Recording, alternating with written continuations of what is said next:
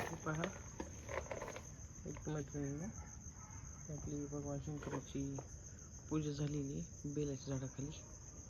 हे बेलाचं झाड आहे आणि बेलाच्या झाडाखाली आपण महादेवाची पिंड आहे, त्याच्यावरती आपण तो ब्रह्मकौमा अर्पण केली.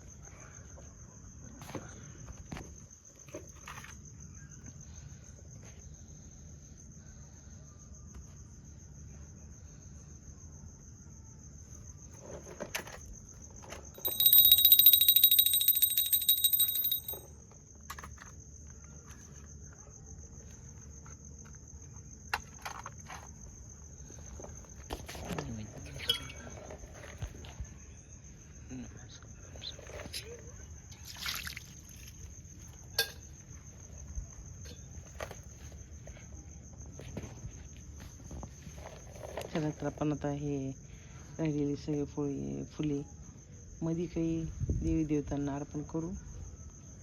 नमस्कार मित्रांनो, चला बाय.